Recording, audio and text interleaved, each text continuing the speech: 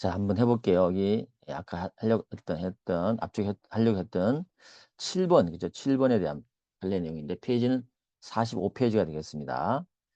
교재 페이지. 상법 403조는 여러분, 주주대표 소송이잖아요. 주주대표 소송을 할 때 우리가 서면으로 청구를 해야 되거든요. 이유를 기재해서. 그와 관련된 쟁점이 아주 중요한 거예요. 그래서 쟁점은 그 이유를 설시해야 되는데, 이유 설시를 어디까지 해야 되느냐. 책임 충 대상 이사를 명확하게 해야 되고, 그죠? 책임 발생 원인 사실에 관한 내용이 포함되어야 되냐. 그렇죠. 회사에 대해서 책임 물을 때 이 사람의 책임 물어라 라고 할 때 뭐 때문에 묻느냐라는 것을 적어줘야 되는 거잖아요. 그렇죠? 맞습니다. 그런데 서면에 책임 충 대상의 이사의 성명이 기재되어 있잖아요. 또 책임 원인 사실이 다소 개략적으로 기재되어 있어요. 그래서 회사가 반려했던 사건이죠. 그럴 때는 어떻게 되느냐? 일타에서 무조건 반려해야 되는 거냐 할 때 판례가 뭐라고 하냐면, 회사가 서면에 기재된 내용, 회사 보유 자료 등을 종합해 보니까 구체적으로 잘못된 이사가 누군지가 특정될 수 있다는 거죠. 그럴 때는 이 403조 2항이 말하는 이유의 적시에 대한 요건이 충족했다라고 판례가 얘기해 준 거예요. 이해됐죠? 예, 그렇게 여러분이 알아두면 됩니다. 자, 그러면 이와 관련해서 여러분이 조문도 알아야 되고 요지를 알아둬야 되죠. 일단 주주대표성 가보시면 발행주의 총수의 1% 이상의 주식은 책임 충한 소를 청구할 수 있다. 그런데 이유를 기재한 서면을 해야 된다. 이유를 기재한 서면을 해야 된다. 그죠? 서면해야 된다. 그러면 이유를 기재한 이 이유가 뭐냐 이거죠. 그게 여기 판례 내용입니다. 대표성을 인정하면서 회사의 이익 보호를 도모를 하기 때문에 주주에 의한 남소를 방지하기 위해서 이유를 적도록 돼 있다. 그럼 이유 기재 정도는 어떤 거냐 나와 있죠. 권리기속 주체인 회사가 제소 여부를 판단할 수 있도록 책임 충의 대상의 이사, 책임 발생 원인 사실에 대한 내용이 포함되어 있어야 된다. 그런데 여러분, 주주가 회사에 대한 정보를 많이 알 수 있나요? 그렇지 않아요. 굉장히 불확실합니다. 그래서 판례도 이해를 하고 있는 거죠. 주주가 언제나 회사의 업무 등의 정확한 지식과 정보를 갖고 있는 건 아니다. 그래서 서면을 봐서 이사 성명이 기재되지 않거나 책임 발생 원인 사실이 다소 대략적으로 기재되어 있다 하더라도 다른 서면이나 증거자료 등등 있죠. 이런 것들을 보니까 누군지 확실히 알 수 있더라는 거죠. 그러면 충족한 것으로 보겠다는 게 판례 입장이다. 됐죠? 그와 관련해서 또 요것도 변호사는 나왔고 법무사도 나왔고 법원직도 나왔죠. 근데 요거는 이런 것들은 반복해서 계속 나옵니다. 공부를 해줘야 되는데, 주주대표 소송의 서면에 기재된 이유에 대한 법적 평가가 좀 다르게 돼 있거나, 그 다음에 이와 관련해서 추가적으로 청구를 추가로 할 수 있느냐가 문제됐던 사건인데 다 가능하다는 얘기입니다. 알겠죠?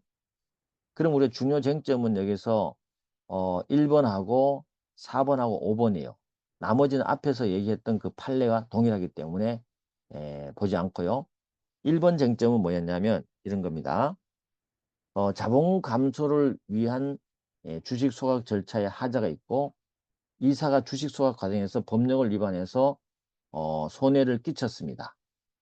그렇죠? 그러면 어때요? 회사는 당연히 손해배상을 이사에 청구해야 되는데, 청구하니까 이사가 뭐라 그랬냐면, 맞아, 그런 건 맞는데 아직 감소 무효 판결이 확정 안 됐기 때문에, 알겠죠? 나는 책임 못 져라고 했다는 거죠. 그랬더니 판례가 무슨 말이냐? 너는 이미 주식 소각 과정에서 법령을 위반하면 그 자체로 이미 회사에 손해가 발생했기 때문에 그거는 손해배상을 해야 되고, 감자무효 판결은 별개다 라고 주장한 판례입니다. 됐죠? 그 다음에 4번, 5번 가보시면 주주대표소에서 주장한 이사의 손해배상 책임이 상법 403조 2항에 따른 서면에 적시된 것과 차이가 있어요. 차이가 있을 때 이 서면의 책임 발생 원인 사실을 규출하면서 법적 평가만 달리했을 때 원인 사실은 기출을 하고 있어요. 이때도 대표소인 적법하냐? 괜찮다. 적법하다. 그럼 대표소인 계속 중에 이와 같은 청구를 추가적으로 가능하냐? 가능하다. 됐죠?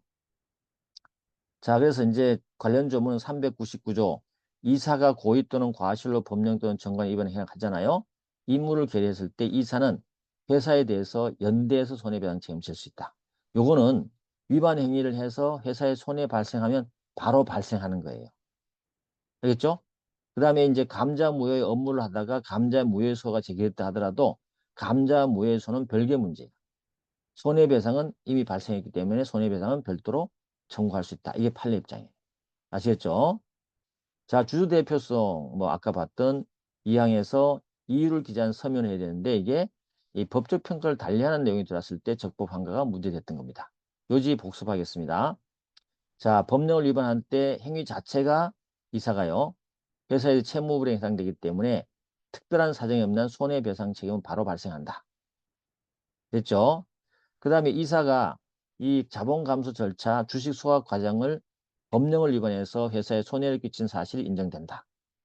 이거는 감자무효 판결이 확정된 여부와 관계없이 회사에 대해서 손해배상 책임을 져야 된다. 됐죠? 마지막으로 가서 주주가 아예 서면을 제출하지 않은 채 대표성을 제기하거나 제소 청구서를 제출하였더라도 대표 소송에서 청구서에 기재된 책임 발생 원인 사실하고 전혀 사실관계가 달라요. 그럴 때는 거부할 수 있다는 거죠. 부적법하다는 거죠. 맞다. 그렇지만 이사의 손해배상 책임이 제소 청구에 적시된 것과 차이가 있더라도 제소 청구서의 책임 발생 원인 사실을 규출하면서 법적 평가만을 달리한 것에 불과하다면 적법하다.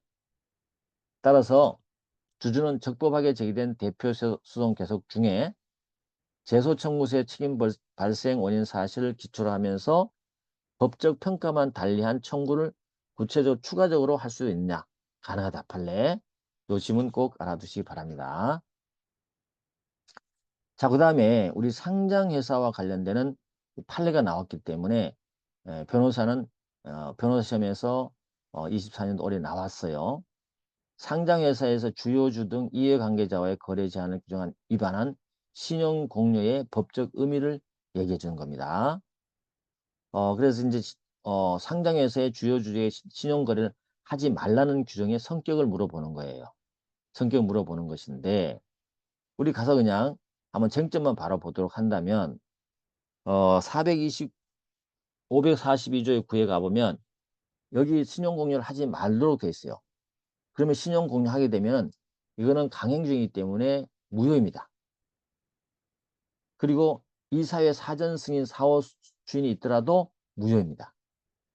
그런데 549조 1항을 위반한 신용공여인지를 거래 당사자들이 전혀 알지 못했어요.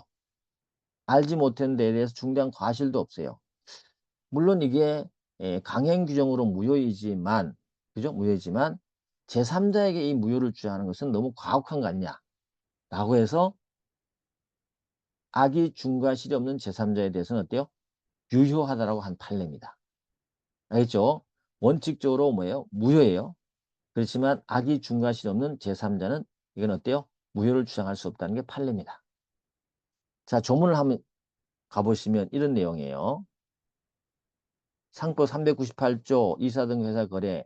우리 일반적으로는 어때요? 이사 등에 해당하는 자가 제3자에게서 회사 거래하면 미리 이사의 승인을 얻으면 우리가 유효하잖아요. 그죠? 그런데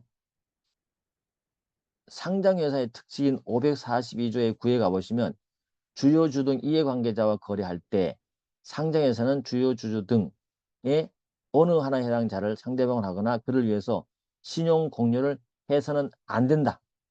알겠죠? 안 된다. 안 된다는 이 규정이 우리 판례가 뭐로 보느냐? 강행 규정, 강행. 알겠죠? 그래서 여기에 위반되면 무효입니다. 무효. 물론 다른 법령이 허용되는 걸 제외하고는요. 무효이지만 우리 판례 결론은 뭐다? 절대적으로 무효이지만 이걸 거래하는 제3자 입장에서는 이게 신용공여인지 뭔지 잘 알 수 없잖아요. 그래서 거래하는 그 자들에게도 무조건 이걸 무효시키면 거래 안전에 문제가 있겠죠? 그래서 악의 중과실이 없는 제3자에는 어때요? 대항할 수 없다. 이게 됩니다. 이게 판례 결론이에요. 이 조문을 해석해 준 거예요. 알겠죠? 예, 그 판례입니다. 여러분도 법무사 시험 보시는 분들은 이걸 한번 기억을 해 두시면 좋겠다. 그쵸? 자, 판례유지 볼게요. 상법 542조 그 주요주 등 이해관계자의 거래 일항은 강행 규정이다. 아까 봤죠? 사법상 무효이고 누구나 무효를 주장할 수 있다. 그래서 상법 398조가 규율한 이사의 자기 거래와 다르게 이사의 승인 유무와 관계없이 금지된단 말이죠. 거기 이사의 승인이 있으면 허용된다는 말이 없었잖아요. 그래서 이사의 사전 승인이나 사후 주인이 있더라도 유효로 될 수가 없어요. 그렇죠. 그러다 보니까 이렇게 상장에서 거래를 한 제3자는 일일이 이걸 조사 확인할 의무를 부담시켜야 될 것인가? 그러면 너무 거래 신속성과 거래 안전을 해친다. 따라서 여기에 위반된 신용 공여라고 하더라도 제3자가 그에 대해서 알지 못했고 알지 못한 데 중대한 과실이 없을 때는 제3자에 대해서는 무효를 주장할 수 없다가 판례 결론이다. 이해됐죠? 중요했다. 자, 넘어가셔서 이제 보험법으로 바로 가보겠습니다. 보험법.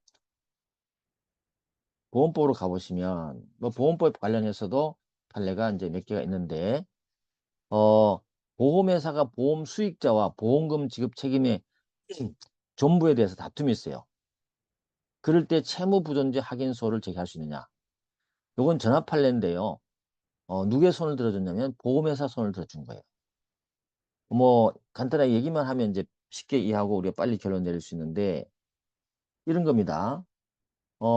A 보험 계약자가 보험회사인에게 보험금을 보험금 지급 청구를 했어요. 청구를 했더니 각 보험회사가 아유 어떻게 한다고요? 이 부분에 대해서 지위가 불안하고 위험하다. 겁난다 하면서 이 채무 보험금 청구는 채무가 없어요라는 거죠. 채무 부존재 소송을 제기합니다. 이게 가능하냐가 문제됐거든요. 여러분 상식적으로 보험회사는 강자의 강자. 그죠? 강자죠. 그런데 불안하고 보험 계약자가 돈을 달라고 하니까 불안하고 지위가 불안하고 위험하기 때문에 채무가 없다라는 조정을 제기할 수 있다. 이게 가능하냐 문제인데 판례는 가능하다 그랬어요. 좀 우리 상식하고 맞지 않지만 물론 반대 의견에서는 신랄하게 비판을 합니다만은 반대 맞지만 판례 결론은 어때요? 보험회사가 보험 수익자를 상대로 소극적 확인의 소를 제기할 확인의 이익이 있다라고 판례가 얘기를 해준 사건입니다. 그렇죠? 그렇게 여러분이 알아두시면 돼요. 보험회사가 그렇게 할 수 있구나라고만 알아두면 된다. 그죠? 그래서 결론만 알아두시면 돼요. 원고의 권리 또는 법률 관계를 다툼으로써 원고의 법률상 지위에 불안 위험을 초래할 염려가 있다면 확인이 있다. 보험회사가 불안 위험을 초래할 염려가 있대요. 그래서 보험계약 당사자 사이에 계약상 채무의 존부나 보험의 다툼이 있는 경우 법적 불안을 제거하기 위해서 보험회사는 먼저 보험 수익자를 상대로 소극적 확인의 소를 제기할 일이 있다라고 판례가 결론을 내렸다. 근데 반대견에는 이에 대해서 굉장히 많이 이제 비판합니다만 여러분들이 한번 읽어보시면 될 것 같아요. 알겠죠? 읽어보시면 충분할 것 같고요. 예를 들어 볼까요? 그러면 혹시 반대견해가 지문으로 나올 수도 있으니까 뭐라고 하냐면 이런 확인의 이익은 공적 기능이나 소극적 확인소가 채권자에 미치는 등도 고려한다. 보험은요 공적 기능이 커요. 그러니까 고려를 해야 된다는 거죠. 그냥 사적인만 고려해서 하면 안 된다는 거죠. 그리고 또 보험의 공공성 등을 비춰볼 때 보험 계약자나 피보험자, 보험 수익자 등의 단순히 보험회사를 상대로 보험사고 여부나 보험금 범위에 관해 다툰다는 사정만으로 보험회사의 법적 지위에 현저히 불안 위험하다고 볼 수는 없다고 보는 거죠. 볼 수 없다. 그렇기 때문에 보험회사가 이와 같은 사유를 하는 것은 안 되고 국가적 공익적 측면에서 형평에 반하는 소송 제도의 이용에 해당돼서 확인의 이익이 결여된 것으로 봐야 된다. 라고 했고요. 그 다음에 보험계약자 등이 보험계약이나 관계 법령에 위반해서 사회적으로 상당성이 없는 방법으로 보험금을 지급 청구함으로써 불안해할 때는 그때는 인정한다. 그러니까 예외적으로 인정해야 된다는 거죠. 알겠죠? 그런 것들이 뭐냐? 보험계약 체계나 보험금 청구가 보험 사기에 해당된다든지 보험회사가 범죄나 불법행위의 피해자가 되거나 이런 경우는 가능하다겠죠. 무조건적으로 확인이 있다는 것은 문제가 있다는 것이 반대 견해다. 이해됐죠? 그렇게 알아주시면 된다. 그 다음에 이제 손해보험과 관련되는 거죠. 손해보험. 상법 682조의 보험자 대위에서 정한 제3자 행위에 고의과실이 필요한지 단순히 보시면 돼요. 법무사에 나왔던 문제입니다. 당연히 나왔는 건데 상법 682조는 이 보험자 대위에 대해서 나오거든요. 이 보험자 대위에서 제3자의 행위의 의미가 뭐고 여기에 해당되려면 고의 과실에 의한 행위만 가능한 거냐 이게 문제됐던 겁니다. 일단 조문을 보시면 1항 682조 손해가 제3자의 행위로 발생한 경우에 보험금을 지급한 보험자는 지급한 금액의 한도에서 제3자에 대한 보험계약자 피보험자의 권리를 대위로 취득할 수 있다는 거죠. 알겠죠? 대위 취득한다는데 이 제3자 행위가 뭐냐? 이 제3자 행위가 고의 과실로 발생한 것만 해당되느냐 했는데 판례가 그게 아니라는 거죠. 이 제3자 행위가 그죠? 가보겠습니다. 판례지. 자, 보험사에서 손해가 발생하고 피보험자가 손해에 관해서 손해배상 청구를 갖게 되면 보험금을 지급한 보험자는 제3자에게 귀책 사유가 있음을 입증할 필요가 없어요. 이 보험자 대위는 민법의 채권자 대위와 똑같아요. 법정 대위예요. 법률의 규정에서 당연히 손해배상 청구권을 취득하게 된 겁니다. 그렇기 때문에 상법 682조 소정의 제3자의 행위라는 것은 피보험 이익에 대한 손해를 일으키는 행위는 모두 포함되고요. 고의 과실한 행위만이 여기에 해당되는 것은 아니라는 것이 판례 입장이에요. 이해됐죠? 예, 그겁니다. 그래서 그 정도 한 지문 정도. 그 다음에 그 밑에 판례에 있는 요 판례는요, 이겁니다. 피보험자가 손해보험 계약에 따라서 수령한 보험금을 제3자의 손해배상 책임에서 뺄 건지. 이 말은 무슨 말이냐면 피보험자가 자기가 든 보험 계약이 있었단 말이죠. 그죠? 그럴 때 제3자의 손해배상 책임을 할 때 뺄 거냐 이 말이에요. 예를 들면 이런 거예요. A가 보험 계약자에 있었는데 B보험자에 있었는데 이자가 별도로 각 보험회사하고 보험료를 내면서 보험 가입을 했어요. 그랬을 때 을이죠. 을에 대해서 손해배상 청구한다. 손해배상 할 때 얘가 이 사건 때문에 보험금을 지급받았어요. 보험금을 받았다. 이 보험금을 여기에 손해배상 청구할 때 여기에서 공제해야 되냐 이 말이에요. 이거는 아니라는 거죠. 왜? 여기에 받은 보험금은 A가 별도로 자기의 위험을 위해서 보험료를 내고 가입한 보험금이잖아요. 그래서 별도로 손해배상 청구할 때 공제하면 돼? 안 돼? 안 되는 거지. 그런 내용이었습니다. 그죠? 자, 가보시면 그와 관련해서 여러 가지 몇 가지 할래가 얘기해 준 것만 우리가 읽어보시면 돼요. 별로 어려운 내용은 없습니다. 자, 손해보험 사고에서 동시에 불법행위나 채무불이행에 대한 손해배상 책임을 질 때 제3자가 있어서 피보험자가 그를 상대로 손해배상 청구할 때 피보험자가 손해보험 계약에 따라서 보험자로부터 수령한 보험금 이거는 계약자 스스로 납입한 보험료의 대가적 성질이잖아요. 그렇기 때문에 제3자의 손해보상 책임과는 완전 별개다. 손해배상 책임에서 공제할 것은 아니다. 요 첫 번째가 중요하고요. 그러면 피보험자는 보험자로부터 수령한 보험금으로 전보되지 않고 남은 손해에 관해서 제3자를 상대로 그 배상 책임을 진다. 알겠죠? 요거는 뭐냐면 원래 그 손해와 관련되는 보험에서 얘기입니다. 그죠? 얘기이기 때문에 그 다음에 이때 전체 손해액에서 보험금을 전보되지 않고 남은 손해액. 이거는 뭐 다른 데서도 얘기했던 겁니다. 남은 손해액이 제3자의 손해배상 책임보다 많다. 그러면 제3자에 대해서 손해배상액 전부를 청구하면 되는 것이고 남은 손해액이 제3자 손해배상 책임보다 적죠. 그러면 그 남은 손해배상 청구할 수 있고 그 다음에 그 후자의 경우는 제3자 손해배상 책임과 남은 손해액 차액 부분 있죠. 그 부분에 대해서는 보험회사가 그 부분에 대해서는 대위 청구하면 되는 것이죠. 알겠죠? 그런 말입니다. 자, 그런 뜻이고요. 인보험에 가보시면 정신질환 등으로 자유로운 의사결정을 상대 사망이다. 우리 이제 23년, 24년 판례도 24년의 판례도 이게 많이 나왔죠.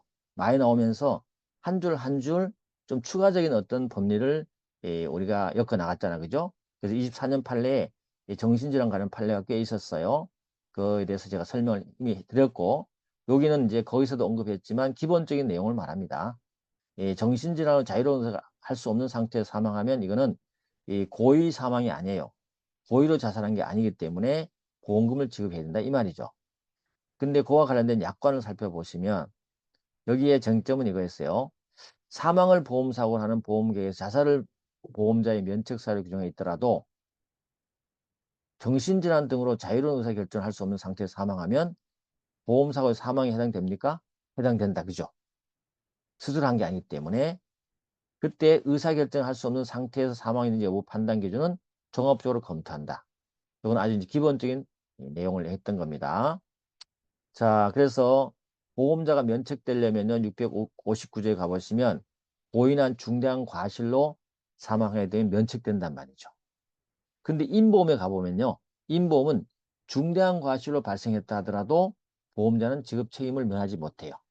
그거 여러분 일단 하나 알아두시고 넘어가십니다. 자, 판결 요지 이거는 뭐 어렵지 않은 거예요.